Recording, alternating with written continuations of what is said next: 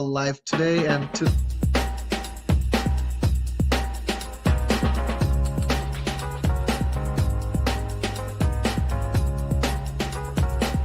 what I like most about learning at the University of Northampton is that everyone's really supportive and friendly. Not only the lecturers, but also the librarians and any other staff that you see. The first time I went to UNIC, everyone was like smiling at you and they want you to feel welcome. The teachings in Thailand totally different. When I come here to Northampton, my teachers have the time to speak one by one with me what we have learned. So the quality is very high.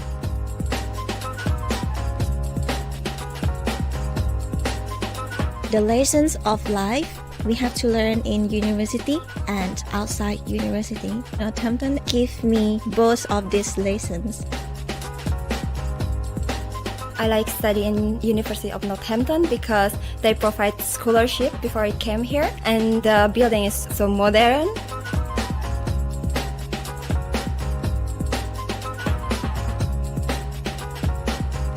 Now that I'm here, I feel the University of Northampton has met all my needs. The learning style here is quite different from India, but I think it's really great. We are focusing on the practical aspect, which I think is very important.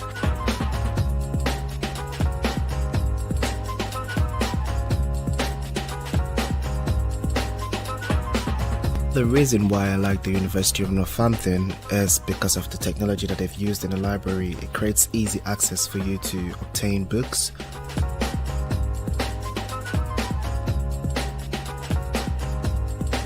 The first reason I like to make a recommendation because it's new and free Wi-Fi, and it's really safety here. I can share with my flatmate. We cook together and I really enjoy the time in the flat.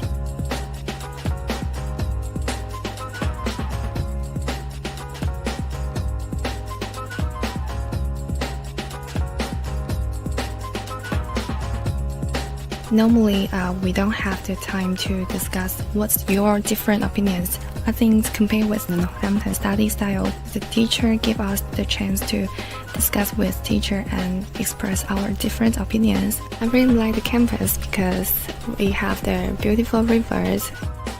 We think really feel like at home.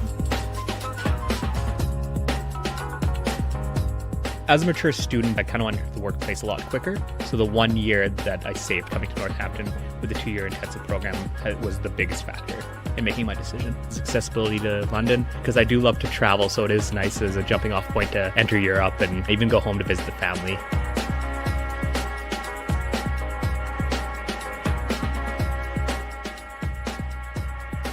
I feel that my time in Northampton will really help me develop my personality, interacting with people from different culture and learning more about how business operates will really help me shape my knowledge and my personality.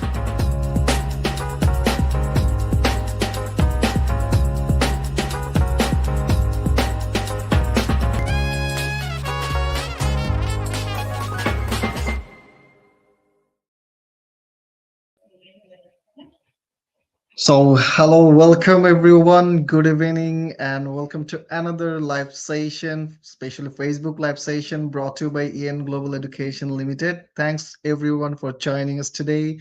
And today we have Mr. Chris Neville, Global Engagement Officer, Department of Global Engagement, University of Northampton. Welcome, sir. Thank you for joining today. It's great to be here. Thanks for having me. Yeah.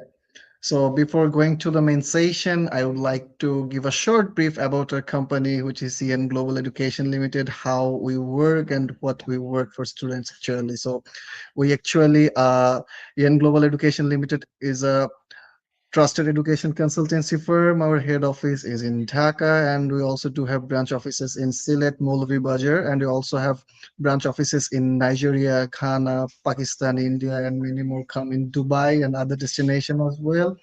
We especially help students to choose university courses, application process, visa guidance, and pre-departure support. So if you permit me, I would like to start our main questions, or if anything to say before it, you can add it up. Well, I'm ready when you are. Please go ahead. Okay, so as you know, University of Northampton is a very good and great university in the United Kingdom. So can you start with the university background first? Sure. We actually, like many other universities, we started off 100 years ago, or just over 100 years ago now, as a technical college. And then we started to merge over the years with other technical and design colleges. We became a fully independent university, issuing our own degrees in 2005. So, in some ways, we're quite old. In other ways, we're very modern. We're located in the town of Northampton, which is in central England.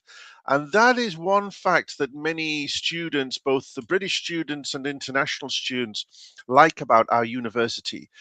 Northampton is a good home. There's plenty of shops, there's cinemas, leisure centres, an Apple iStore. There's even a Formula One racetrack nearby. But it's a good home, and we're only 1 hour from the two largest cities in the UK, which are London and Birmingham. We're also not that far from many other places, such as Oxford and Cambridge. So it's very easy for those who like to travel around, just as the Canadian student in the video mentioned. Um, Another fact about us, again, which makes us very popular, is we invested a lot of money nearly 10 years ago now, actually over 400 million US dollars, in creating a whole brand new campus, which you saw in that video. That opened in 2018. So that is located very close to the center of Northampton, just a 10-minute walk with my long legs. So it has very, very modern facilities, accommodation, coffee shops, libraries, engineering and IT facilities. Again, you saw some of those in that video, but I really do advise many students who might be interested to check out our website at the various virtual tours that we have. So I think it's a combination of a great location and great facilities. All right. So in terms of subject and courses, what are the popular courses and what sort of courses you guys are offered inside the university? Yeah. We offer 3-year undergraduate bachelor degrees and 1-year master degrees, as long as well as obviously research PhD programs. The most popular programs tend to be related to business. So yes, we have accounting, finance, marketing, business management, project management, the MBA.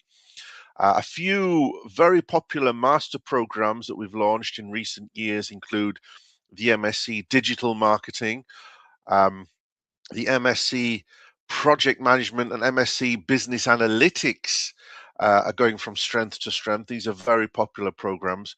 We also have a variety of computer science degree programs, including software engineering, artificial intelligence and data science, cybersecurity, games design. We offer electronic engineering with computing, mechanical engineering, which can either be studied as a 3-year undergraduate degree or a 4-year combined undergraduate and master program.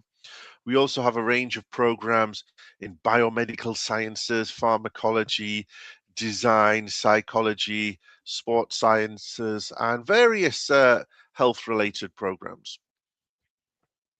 Okay, fantastic. So as I'm talking in behalf of the Bangladeshi students, so what are the general entry requirement for Bangladeshi students for undergrad and postgrad as well? Yeah. Well, for entry into the first year of undergraduate programs, students need quite a high GPA in their local high school qualifications, or they could enter what we call a year zero, our own foundation program. I'm sure many of you out there have heard of foundation programs, which tend to be offered by usually private providers, but we do have our own. For students who are looking to study a master degree with us, you would need to have completed an undergraduate bachelor degree, achieving a minimum of around 60%.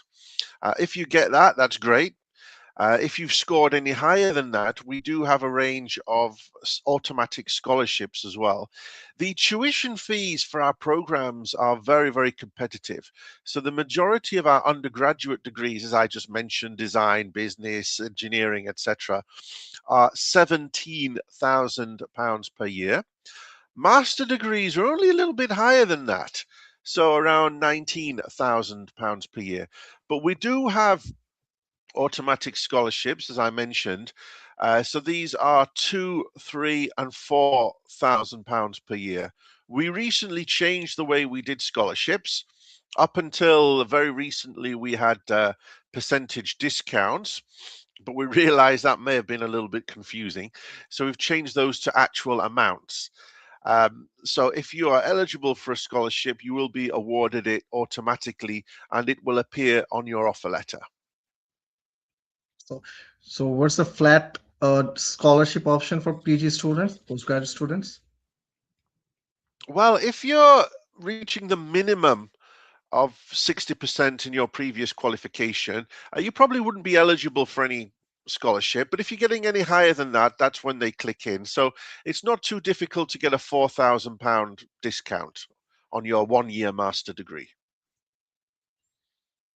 So is there any other option, like during the time of study, if students will get the good result? So is there any option to get more scholarship other than the flat one during the time of enrollment?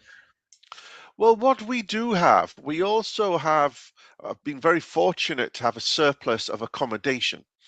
I think you saw again some of the accommodation in the video there. So we have a range of university-owned accommodation. So these are single rooms with private bathroom, normally a shared kitchen. The prices range, so for instance, £7,000 a year for on-campus accommodation. But we also have off-campus accommodation available. Still very, very good quality with a free shuttle bus. It's only a 15-minute drive, so we do have a free bus service running every 20 minutes or so. And that has been reduced to £4,000 per year. So I think you could think of that as another form of financial help. And that is only for international students, by the way, not UK ones. So that is another example of how we can help students financially. But what we have seen through our own marketing is that living costs in the area of Northampton are substantially lower than other areas. It also helps the fact that we are a campus university, meaning nearly everything you need is in one place. You're not having to Uber from one class to the next. So we don't have any other type of scholarship at the moment, but at least students know that they will be getting something if they've got decent grades. And as you said yourself, master programs are only 1 year. In many other countries, in fact, most other countries, you'd be looking at a minimum of 2 years. So you're actually obtaining a master degree in half the time and at a lower cost. Okay, because what I'm asking, because most of the students is in Bangladesh asking for more scholarship. Oh, everybody asks for more scholarship. Yes, that's why I'm not afraid. You know, obviously we have competition. There's over 100 universities in the UK alone, not to mention other universities throughout Europe and across the world. But what I would advise, and this is why EN Global is so important, is that EN Global can discuss with potential students out there various university options and the costs involved. And I'm pretty confident that you'll find the tuition fees, the accommodation costs, plus the discounts that we're offering do tend to be better than many other universities. I mean, of course, you're not getting anything for free, unfortunately, but it's likely to work out lower than you would otherwise be paying. All right. So you said that there is on-campus accommodation facilities as well, right? So which is very much affordable for the international students if they want to avail it. Yes, the ones that I was talking about, which had the discount, is our off-campus accommodation. So that is called Scholars Green. Okay. If you go to our website, you'll see that we actually have 3 types of accommodation. On campus, it's called Waterside Student Village. We also have accommodation just across the road that is called St. John's. So that's only a 5-minute walk, but it's convenient for students who want to access the town centre. The third option with a big discount I mentioned is called Scholars Green. That is a little bit further away, only 15 minutes by free bus. So actually it's not inconvenient. The rooms are still very good quality, ensuite bathroom, shared kitchen, plus there's a laundry, a games area. But paying £4,000 for a year for something like that is a very, very good value. Just to note, I did mention that that discount is only for international students, which is why it is not mentioned on the actual web page. So when you are looking at the accommodation prices, I don't want anyone to be confused. Oh, Chris mentioned, 4,000. I can't see that anywhere. When you apply for a single ensuite room at Scholars Green, and you are issued an invoice for it, it will state the reduced amount. Okay, very good, very nice to hear. So the question is like, if any students like from Bangladesh wants to apply for undergrad or postgrad degree, so what sort of documents needed to apply at the first phase, Okay. and how many intakes are you guys offering? Yes, in terms of intakes, we still have 3 intakes per year.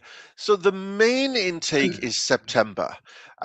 So normally the start date for those programs in September is the final week. That is the majority of our undergraduate, in fact, all of our undergraduate, all of our master programs. The next intake after that is January. Now, the January intake has actually grown over the years. We do offer many of our most popular master degrees, including nearly all the master degrees in business subjects. So that would be the MBA, project management, digital marketing. I think I mentioned that before.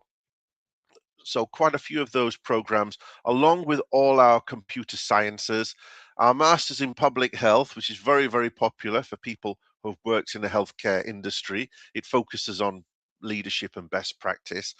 So those are the subjects which tend to be offered in January. The third intake appeared during the pandemic, interestingly enough.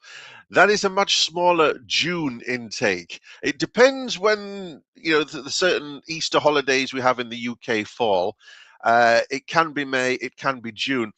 But we're only offering our 2 most popular subjects for that June intake, which are the MBA and project management. So they are the most popular programs. I think, first of all, with the MBA, some universities would request work experience for that, which we do not do. Project management is becoming very popular, particularly amongst people who have studied engineering, design, architecture, although you don't have to have done that. But these are people who realize now they want to advance their career, and a project management qualification is becoming more important to do that. So yes, we have these 3 intakes per year. EN Global can assist with applications, which are done online. We tend to want to see several documents. The first is any previous education qualification you've done before. So if you're applying for an undergraduate program, any high school certificate document or foundation document. Of course, if it's a master degree you're applying for, the previous bachelor degree. We also need proof of English. So on our website, we do have a list of acceptable English tests, which obviously include tests such as the IELTS, the TOEFL, Pearson PTE, etc. Also language cert. We do accept that test. Quite a few of these tests can be done online. Third document, obviously a copy of a passport. Fourth, a comprehensive personal statement. That's explaining why you want to study that course and why you want to study it with us. Also, ideally, for those applying for a master program, a copy of your resume or CV, which just states any education you've had, any work experience you've had, just so it's easier for us to know more about you. Now, we do understand that at the point that you apply, you might not have all of these documents available. Don't worry. Anything that you don't have, that you can't upload at the time that you're making the application, we will issue you a conditional offer. So anything that's missing, we'll add that to the conditional offer. And once you supply it to us and it meets the entry requirements, we change your conditional offer to an unconditional one. All right. So the statement of purpose is very important during the time of submission of the application, right? That's right. It just helps us to know who you are, why you want to study this program, why you have chosen our university, you know, what your hopes and dreams are, what your career plans are. I mean, you have to remember that some programs, particularly those relating to health, they tend to have limited places. So for us to know a little bit more about you without physically seeing you is very handy. All right. So in terms of English proficiency test, we all accepting like IELTS, PTE, TOEFL, IBT, TOEFL. So other than that, is there any option from Bangladesh side you guys can accept? PTE, IELTS, and TOEFL accepted? They're the three main English tests. Obviously, those students, maybe who are at high school, who have studied the International Baccalaureate, O levels, IGCSE, of course, we can accept that. We do list some other tests. Unfortunately, at the moment, we are not accepting Duolingo. That might change in the future, which is why we always advise, you know, our partners and potential students to keep checking our English test page. The Michigan English test, I think a few other Cambridge tests we do. But as I'm sure many of you out there know, that those three main tests, the IELTS, the TOEFL, the Pearson, they're recognized internationally and of very good quality.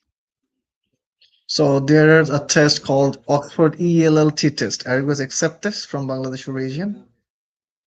I'm not too sure about that. I'll have to double check, because some we have accepted in the past and some we no longer accept.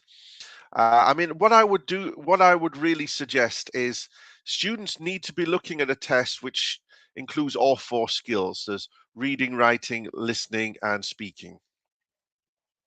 I mean, if you have a test, if you've taken a test and you're not sure if we accept it or not, then please, you know, include that as part of the application.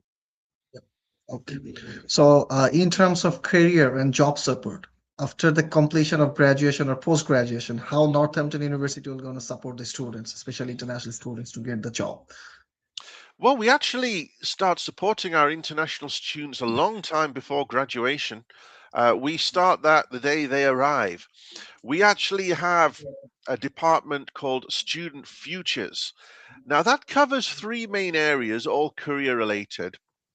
First of all, part-time jobs. We do understand that many students want to help support their living expenses by getting a part-time job. There are actually many jobs available on the campus. I think in the coming week, we have a student, I believe, from Pakistan who'll be working in the international office. We have quite a few in the international office helping us with marketing.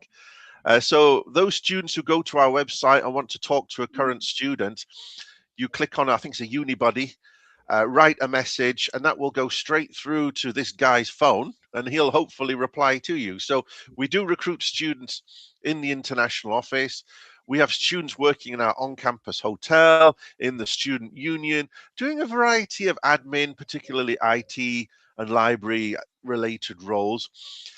Again, going back to the beginning of this presentation, when I mentioned Northampton's location in central England, exactly 1 hour by train between the two largest cities, that makes Northampton a major logistics hub. So I think one big name you will all have heard, Amazon. Yep, they're there. Along with other names you might not be familiar with, Parcel Force, Royal Mail, Hermes. Whenever people are buying stuff online, it's these warehouses which are organizing everything and shipping stuff out. They tend to operate on a three shift or 24-hour basis. So again, a lot of these organizations provide part-time work, and we can help students to find part-time work. Secondly, internships. Many of the programs, both undergraduate and master, offer either voluntary internships during the summer holiday period or 1 year paid jobs. So if you're wanting to study a master degree with us, as I mentioned, academically it's 1 year. If you want to do a paid internship, it becomes 2 years.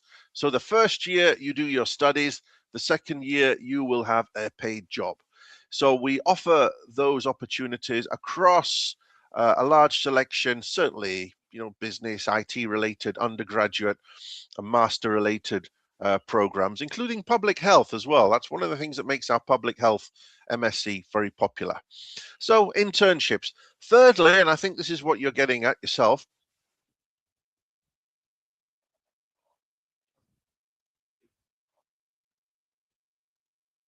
Maybe we're having some internet issues. Chris, can you hear me?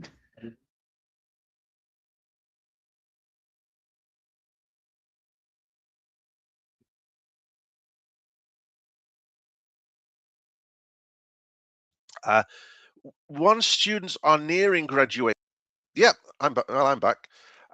The third option in terms of career, for those students who are wanting to stay in the UK and look for work or maybe travel, we assist you in applying for the graduate route visa. So the graduate route visa enables international students to stay in the UK for a further 2 years. Or if you are studying a PhD program with us, I believe that's 3 years. Yes, we have employers coming to us to see our students. Many of our programs, again, particularly the business ones, we have students visiting companies. We provide CV presentation skills training. So we do assist students with whatever they want to do next, if it's looking for work or going on to further study. So, all right. So I have a personal question to you, Mr. Chris. Like, Sure. if anyone will go for masters in business management or marketing, so after post graduation, is there any chance of getting a job as a university representative? It's funny you should mention that. So as you mentioned at the beginning, my job is Global Engagement Officer. Yeah. Now, the region that I'm responsible for is sort of North Africa, the Middle East, Pakistan, and Bangladesh. It doesn't always make sense. Yeah. I have a colleague who is responsible for India. She is a Moroccan lady. I recruited her at an exhibition in Casablanca in 2018. So she came to study a 1-year marketing master's with us. She then got a part-time job in admissions, and now she's doing the same job as me. So, and I think that's one example. We do have another graduate. She is a Nigerian graduate who's also working as a marketing officer also within international recruitment. I nearly forgot about her. Obviously, I didn't recruit her. So yes, we do. We actually have students working all over the university. Okay, because why am I asking this question? Because most of the students ask me, where's the future after graduating inside the United Kingdom? So I used to say this, that you will get the job as a marketing officer, as a representative of the university. There's a high chance. So there's no need to worry about. So my question is, in terms of reputation, how do you evaluate University of Northampton for the international students? In terms of reputation, what we have noticed in recent years, and as I mentioned, we are a fairly new university. Feedback in the National Student Satisfaction Survey continues to improve. So our students are very happy with us.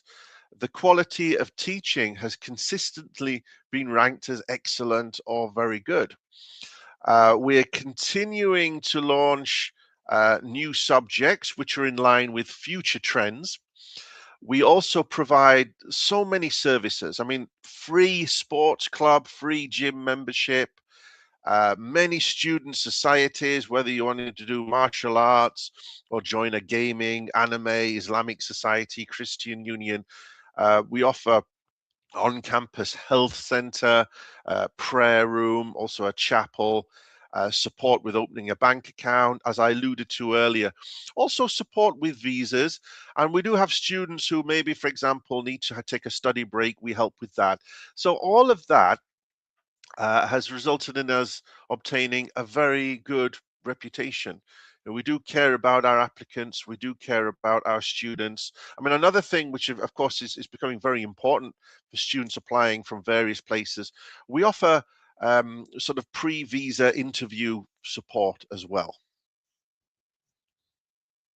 So after getting the unconditional offer letter, so what are the initial deposit requirement for the international student, especially from Bangladesh side? The deposit required for all international students is £7,000.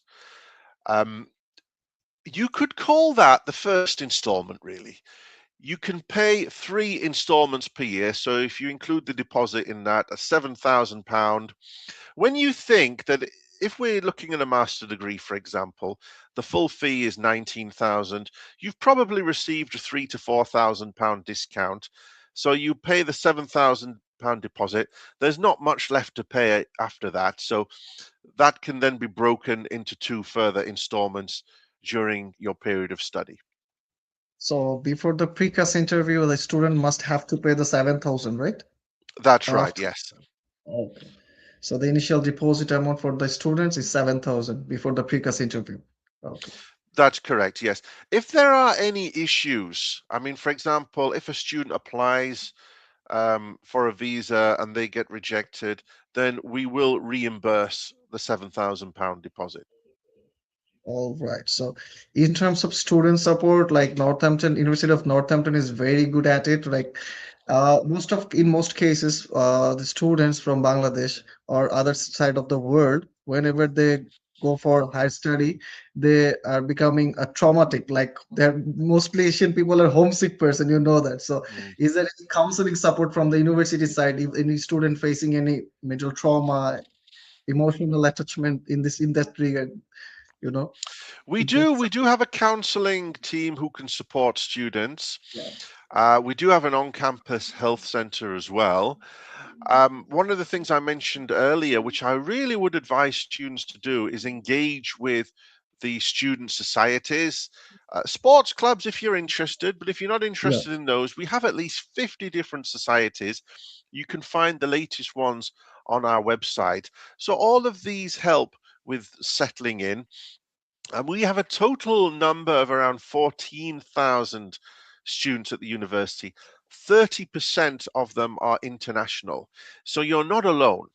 So you will meet other students from Bangladesh, certainly other from Southern and Southeast Asia and across the world. So it's a great way of making friends and experiencing something new. But yes, support is there if you need it. So this is very last question, and after that we will have some question from our comment section from the audience. Lastly, but not the least, so why a student should choose University of Northampton over other universities? Yes, that is a good question. So I've been in this sector for a long time now. Well, nearly 20 years, and I've worked for 4 different institutions, 3 of which are from the UK. Now, I think I've narrowed it down to 3 key areas. So some of this is my opinion, but it's what other students have mentioned to me. So first of all, the location, as I mentioned at the beginning, not too quiet, not too noisy. And this is what a lot of people tend to complain about. I don't know if you know the famous children's story of Goldilocks and the 3 bears, where there's the 3 bowls of porridge. One's too big, one's too small, but the other is just right. And that tends to be how people perceive Northampton. It's not a tiny place. It's not a huge, scary place. It's a good home. We've got everything here that you need. But if you do want to go and watch Liverpool and Chelsea, or maybe do some big shopping somewhere, you can do that. Secondly, it's the range of programs and the facilities we have. So we are probably the most modern campus in the UK and one of the most modern in Europe. So I think that is a key strength. Thirdly, the costs. So And you might not see this at the moment, but once you start to do your research, you'll find that our tuition fees, our accommodation costs, combined with the various discounts, make us very price competitive. So I would say it's these three main areas that make us stand out, certainly from other UK universities, but from many other universities around the world. So now we can have some question from our comment section. Like the first question is, hello, good to see you. It's not a question, I think it's a compliment. Okay, so Sadman Sakib asked, how were the precursor interview conducted? Actually, it's funny because I've been on the private chat. I've only now just clicked on the comments and seen all the dozens of comments there. Otherwise, I probably would have done them earlier. Yes, we used to call it a credibility interview. The thing is, that doesn't sound very nice, is it? You know, that sounds very untrusting. So we've changed it to a pre-CAS interview.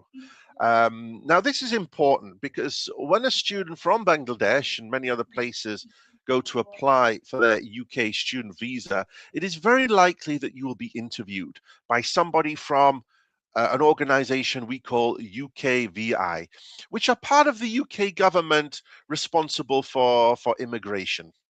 Because this is an interesting thing in the UK, you know, tourists and students, so they, immigration, well, it's temporary immigration, but it all comes under the same thing.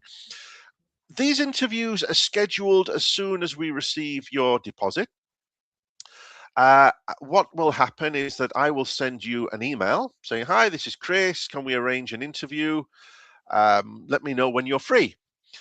And we schedule an interview. It's normally done on Microsoft Teams. If for some reason you cannot use Microsoft Teams, we'll find another way of doing it, WhatsApp, for example. And all I do is I'll have a look at your application, what you studied before, your personal statement, and I'll just ask you these basic questions. Why do you want to study this subject? What do you want to do in your future? And what do you know about the University of Northampton? That is actually as simple as it says. Whenever people ask me why students fail visa interviews, it's normally for two reasons. One is they haven't got the finances right, which is why I think it's important for those of you out there to use a very good agent like Ian Global, because they help you with this. You need to have enough in a bank account to cover 1 year of expenses, but that can sometimes go wrong. Secondly, it's because in the interview, students really haven't done their research, and this normally affects the younger ones. So ones applying for undergraduate, studies. Students will say, well, I've chosen Northampton because there's a 24-hour library, or because the teachers are very good. No, we don't need to see you reading page after page of documentation, how big the campus is in square meters and so on. But, just evidence that you've done some research. So I ask you questions about that, where you plan to live. Again, despite the fact that we have a lot of accommodation, and we also give advice on private accommodation, we still have students turning up without anywhere to live, weirdly, which is, not nice. So yeah, very, very straightforward questions. By far, the majority of students I interview pass with no problem. And so the next question is like, what is the entry requirement for bachelor and masters? Maybe he attended the with late. Yes, for those of you completing high school at a school in Bangladesh, I think we're looking for a GPA roughly in the area of, I think it's 4 out of 5. Does that make any sense? In that sort of, or if you're at an international school, yeah, around that area, which to me always sounds very, very high. But we do have, as I mentioned earlier, a foundation program. That's our own foundation program. So that's an extra year for those students who do not quite meet our undergraduate entry requirement. For those of you studying an international curriculum, maybe at an international school, we're looking for around 27 in the IB, the International Baccalaureate. With the US high school system, it's a GPA of 3 out of 4. Those of you studying a British system, you'd need to complete 3 A-levels, scoring approximately 1 B and 2 Cs, or 2 Bs and 1 C. The exact breakdown for this, if you look at the different courses on our website, it states the A-level equivalent. For those of you completing, let's say, a diploma, like a HND diploma at level 5, you can actually go into the final year of many of our subjects. We call these top-ups. So they're 1 year, and they are the equivalent to the 3rd year or final year of a UK degree. So these are aimed at those students who are completing diplomas, looking at pass overall, or if you're looking to transfer universities, you can do that, again, with a very average GPA. For those wanting to go into a master degree, again, completing an undergraduate degree in Bangladesh, I believe it's around 60% overall. I think that's about right. We do have PhD programs. Again, for those students who are interested in PhDs, please check out the research sections of our website. Normally, you'd need to have an undergraduate degree, a master degree, a good level of English, and we would need a copy of an idea of what research you want to do. So we call that a research proposal. So would you love to know about scholarships, like? Oh, yes. Yeah. Well, UK universities, they do not normally give sort of large scholarships, maybe that you might see elsewhere. UK universities normally give discounts. So yes, for an undergraduate degree or a master degree, which is priced around £17,000, you can get reductions of up to £4,000 per year. So that is for students wanting to study an undergraduate or a master. At the moment for PhD, we do not have scholarships available. For students inquiring about PhDs, I always advise to also have a look. There's a very good website called findaphd.com, because that tends to give sort of details about research and scholarships available at universities, certainly all over the UK. I think maybe elsewhere now. So Maisha Ahmed asked, do you accept up to 5 years of study gap? Yes, that's no problem. In fact, we would sort of expect that in many cases. Students would study a program, then go and work or do something else, then come back and they want to do some study. Absolutely fine, as long as it's included in their resume when they apply. So, why the study gap and what they have been doing during that time. So Alifa bint Khalek asked about the cash deposit once again. Yes. So again, I think most universities would ask for some form of deposit. We're asking for £7,000. I know there's some universities which ask for 5. I think there are more which ask for higher than 7. That is for all international students. So once we accept you and you accept us, we would request the deposit. It's very, very easy to pay. It can be done online. Again, Ian Global can help you with that. If there are any issues with your visa application, again, we can reimburse your deposit if things just don't work out. What I would say though is make sure that you are sure before you pay the deposit. That you want to study, that you are prepared. You also have enough funds to cover at least an entire year or so. For those of you who are coming for undergraduate programs, you don't need to pay all 3 years in advance. As I said, you pay annually, broken into 3 installments. But just make sure you discuss with family, relatives, how that's going to be done. And once you are sure, that's when you pay the £7,000 deposit. Oh, I see there's one popped up there. Do you accept 3-year degree pass course? Remind me, how long are undergraduate degrees in Bangladesh? I can never remember this. Yeah, it's usually 4 years longer, but in some cases it is 3 years from the national university. Yes, if a student has a 3-year degree program, please apply. Even if we can't yeah, even if we can't find you the automatic route, I'm sure there's some other option we will be able to offer, including something like a top-up program, like I mentioned earlier.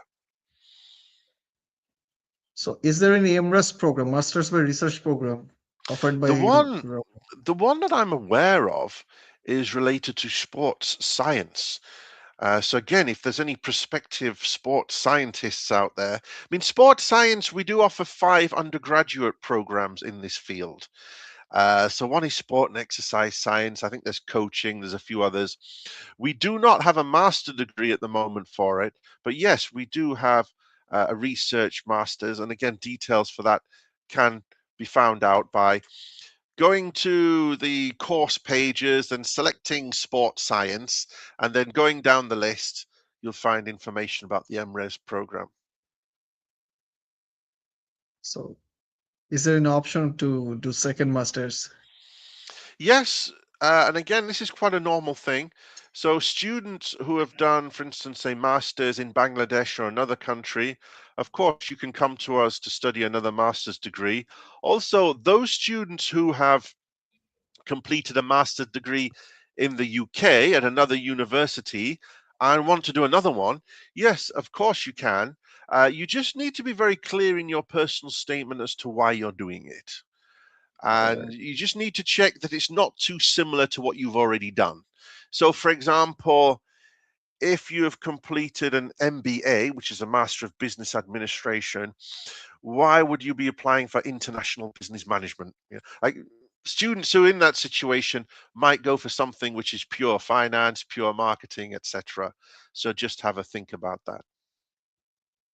So maybe the last question, do you accept YETC? We already had a conversation on it, Oxford ELLT. Yes, if whatever English certificate you've got, we are going through a period of reviewing our English requirements.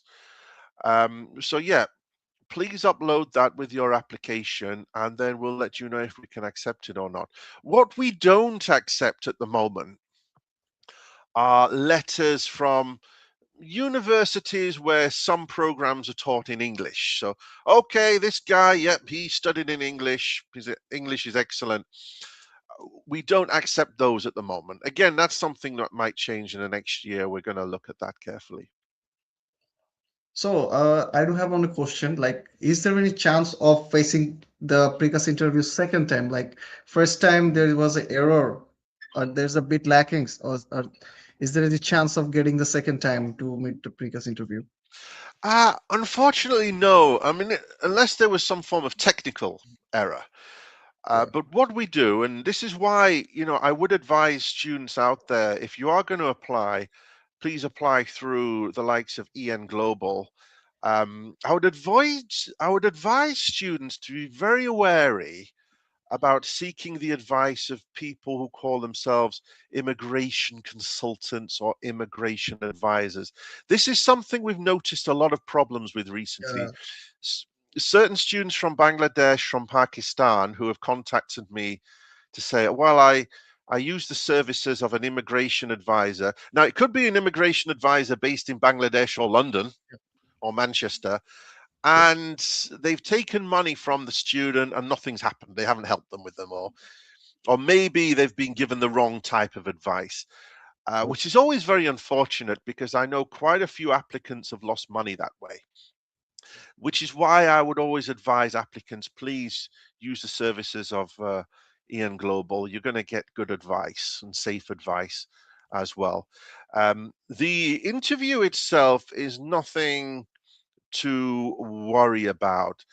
The reason why we have done it is because we have noticed, I mean, it is unfortunately true, there have been an increase in the number of people pretending to be students. And are not genuine students.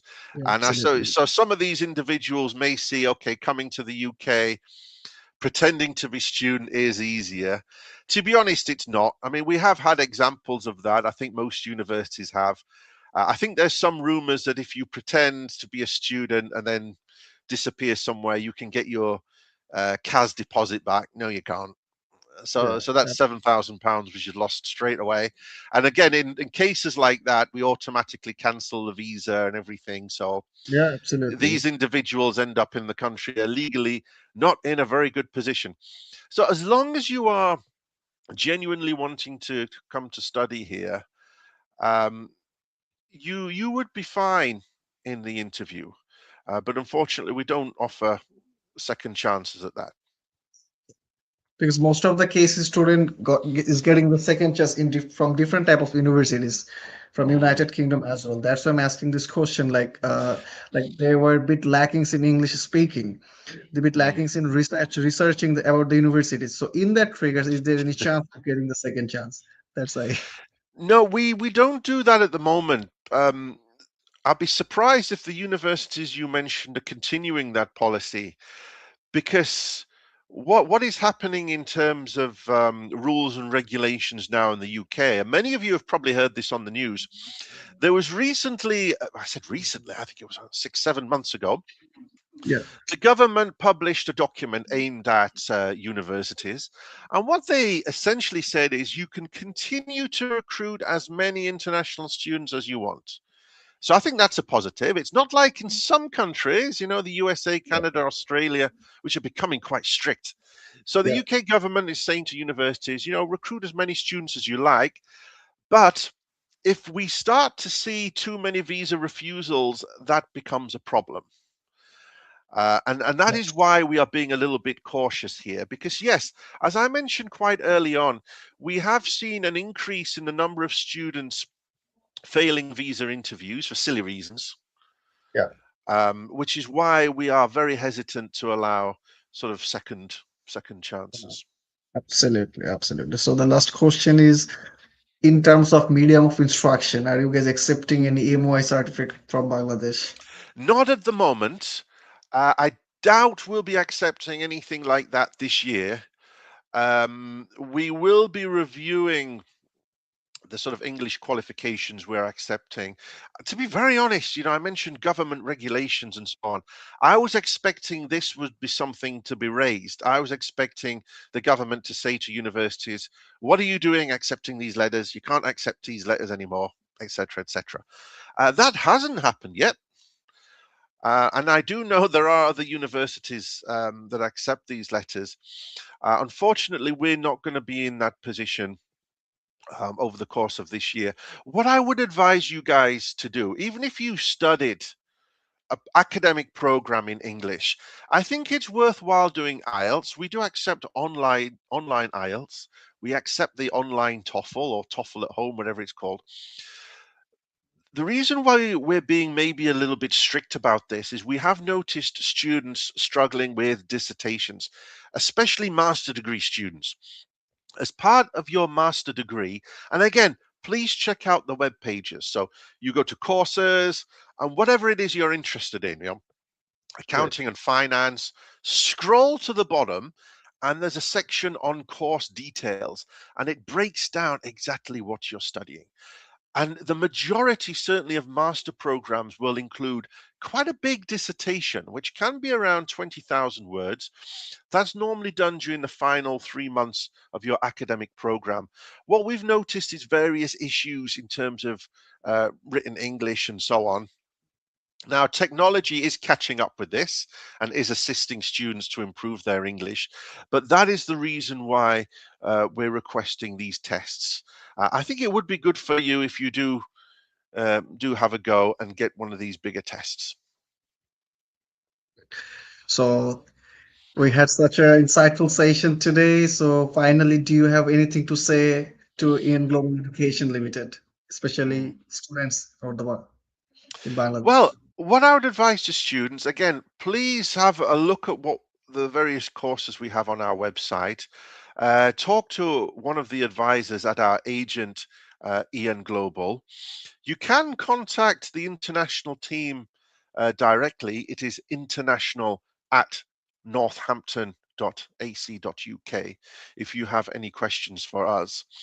So my only advice for you out there is just please, do your research, find out what you want to do, you understand why you want to do it, and make sure you have the finances in place to cover the costs. So finally, thank you, Mr. Chris Neville, for your valuable time and information. And thank you everyone for joining us today. Hope to see you again on another day in another live session. Have a great day. Thank you very much, Thanks for Mr. having Chris. me. Take care, everyone. Bye bye now. Yeah. Bye-bye. Take care.